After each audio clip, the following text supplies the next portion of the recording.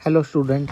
तो आज बच्चों में आपका जो प्री बोर्ड का एग्ज़ाम हुए थे उसके सारे सॉल्यूशन कराने जा रहा हूँ अपने यूट्यूब चैनल पे। मॉर्निंग और इवनिंग दोनों के हुए थे, वही सारे सब सवाल कराऊंगा। यहाँ पर फिजिक्स कराने जा रहा हूँ, अभी फिजिक्स के सवाल होंगे। स्टार्ट करते हैं बच्चों 10th क्लास के बच्चों के लिए। In which of the following concave mirror is used. Concave mirror का यूज़ कहाँ होता है?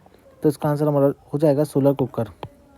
कॉन्केव मिरर क्या करता है कि लाइटों को एक जगह,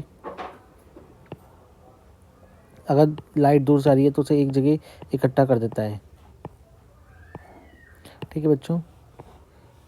the sky on the moon appear dark on the astronaut because, भाई जो मून पे हमारा स्काई होता है वो ब्लैक क्यों होता है? क्योंकि वहाँ पर आपका जो स्कैटरिंग ऑफ लाइट का फिनोमिना है वहाँ पर हो नहीं पाएगा, और क्योंकि स्कैटरिंग ऑफ लाइट होती है एटमॉस्फेयर के कारण, तो there is no atmosphere on the surface of the moon. Surface of moon पे कोई एटमॉस्फेयर नहीं है, जिसके कारण से स्कैटरिंग ऑफ लाइट हो नहीं पाएगी।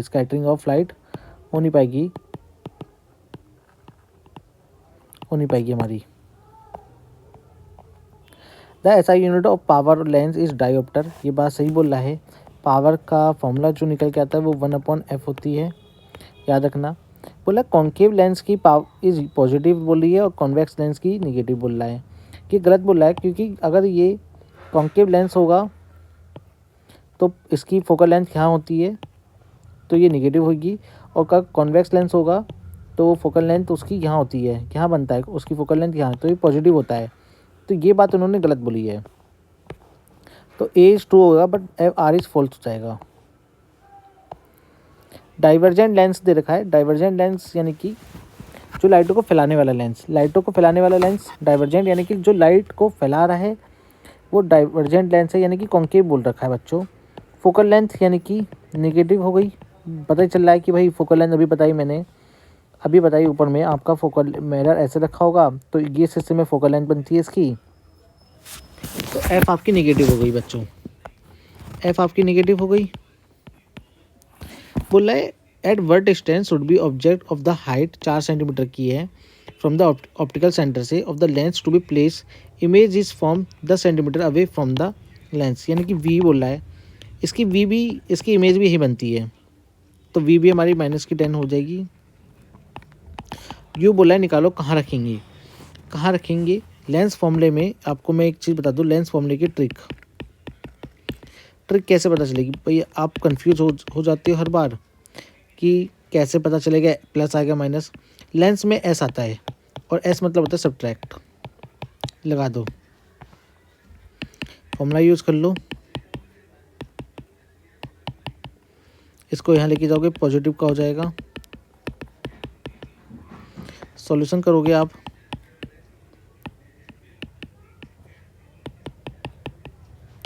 -10, ये एक बार में जाएगा, ये 2 बार में जाएगा बच्चों। प्लस का 1 आएगा, क्रॉस मल्टीप्लाई करोगे माइनस का आपको 20, यानी कि यू की वैल्यू कहीं गलती हुई है क्या? एलसीएम 20 आएगा मेरा। 20 ने एक बार में कर दिया, 2 ने कर दिया 2 बार में, 2 में से एक गई एक, यानी कि यू की वैल्यू 20 आ रही है। तो हमारा जो ऑब्जेक्ट रखा होगा वो फोकल लेंथ पर रखा हुआ है। ठीक है बच्चों। एक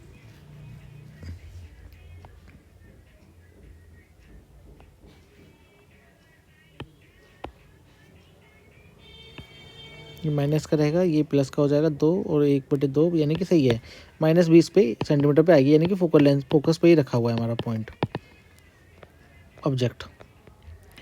briefly explain the relationship between the speed of light and refractive index refraction and change of light when it passes from the air to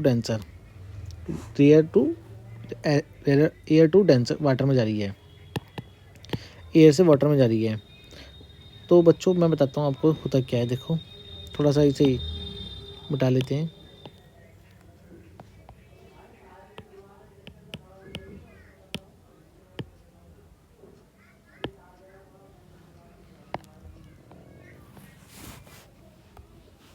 जो हमारा रिफ्रैक्टिव इंडेक्स का फिनोमिना होता है बच्चों, वो न्यू से रिप्रेजेंट कर जाता है। Speed of light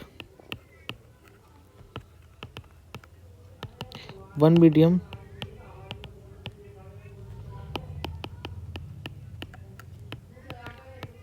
speed of light second medium, यानी कि अगर लाइट करो मीडियम आपका ये होगा, इस लाइट आ रही है, ये मीडियम फर्स्ट होगा, ये नॉर्मल हो जाएगा, या तो ये बेंट हो जाएगी इस तरफ या तो अवे हो जाएगी, ये सेकंड मीडियम हो जाएगा अपना।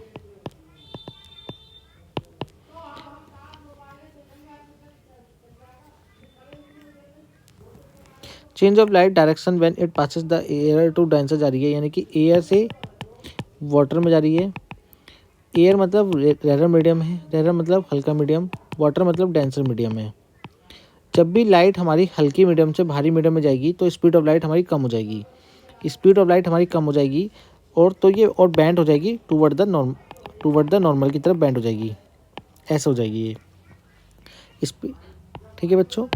तो आप लिख सकते हो यहाँ पर when the light travel from the air to water it's bend toward the normal की तरफ बैंड हो जाएगी।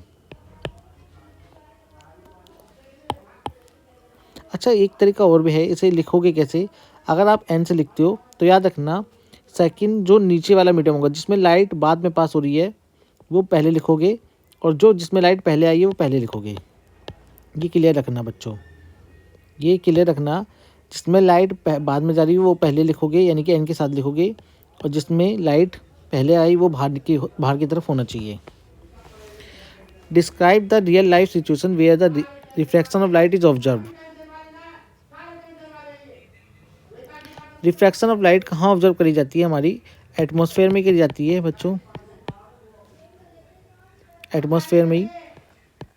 रेनबो बनते समय भी करी जाती है, क्योंकि रेनबो जो पानी की ड्रॉपलेट होती है हमारी, पानी की ड्रॉपलेट में जब वो जाता है पहले तो रिफ्लेक्शन हो जाएगा, फिर इधर से रिफ्लेक्शन हो जाता है वापस से, फिर रिफ्लेक्शन के कारण बाहर निकलता है। तो यहाँ पे हमारी देखी जाती है। And the explain the significance of the phenomena of light in the contents में बताना है। आप रेनबो फॉर्मेशन का फॉर्मूला रेनबो का बता देना कि कैसे हमारा रिफ्लेक्शन होता है, स्पीड ऑफ कैसे होती है।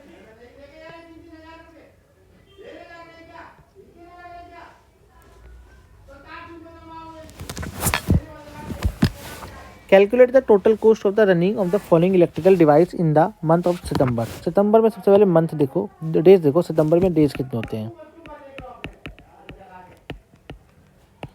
सितंबर में डेज देखो, सबसे पहले आपका काम होगा सितंबर में डेज देखने का। कितने होते हैं बच्चों? 30 डेज होते हैं क्या? ठीक,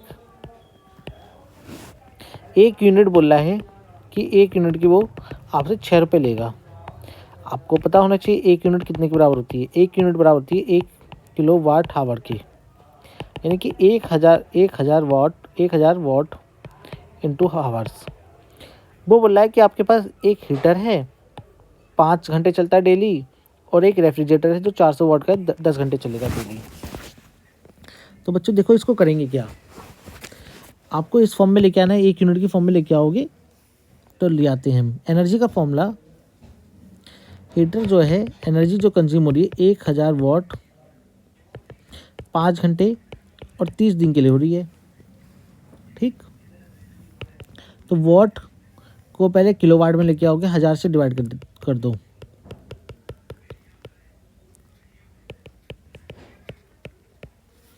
करा तो आपको 1 किलोवाट मिल गया, और 5 से 15 जीरो, यानी कि 150 किलोवाट की यूनिट तो हमारा हीटर ले रहा है। 150 किलोवाट की यूनिट हीटर ले रहा है। एनर्जी 1 हो गई। एनर्जी 2 कितनी होगी? वो ले रहा है 400 वाट। कॉपी पेन लेके बैठना बच्चों, सवाल तभी समझ में आएंगे। 1000 से डिवाइड कर दो इसमें भी,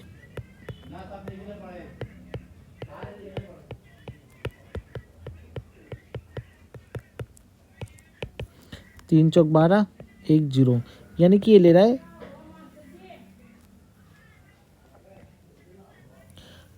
ठीक है, ये मेरा 5 घंटे चल रहा था, ये मेरा 10 घंटे चल रहा है। ये मेरा ले रहा 120 किलोवाट यूनिट, 100 यानी कि ये मेरा हो जाएगा 150 यूनिट और ये हो जाएगी मेरी 120 यूनिट।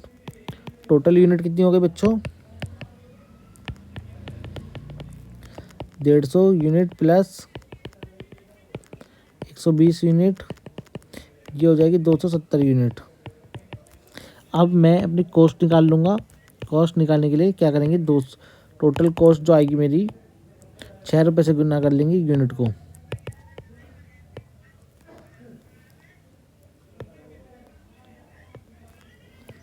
1620 रुपये लगेंगे मेरे।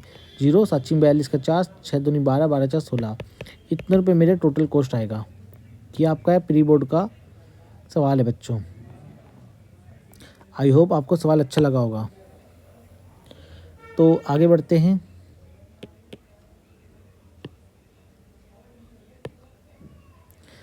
बोल रहा है state the Ohm's law and right the necessary condition for its validity, यानी कि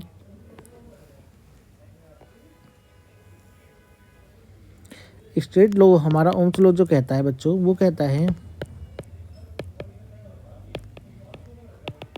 कि वोल्टेज जो डायरेक्टली प्रोपोर्शनल होगा करंट पे। Voltage in a conductor voltage is applied across the conductor it directly proportional to the current के directly proportional होगा। या आप डिपेंड कर सकते हो कि आई भी डायरेक्टली प्रोपोर्शनल है वी के। एक ये बोला गया है पेपर में, होता तो वैसे ये है, पर डेफिनेशन आप इसके अनुसार भी लिख के आ सकते हो। कोई नंबर नहीं काटेगा आपकी, कोई भी नहीं काटेगा। तो V डायरेक्टली प्रोपोर्शनल I और प्रोपोर्शनलिटी का साइन हटेगा तो R आएगा, ठीक है।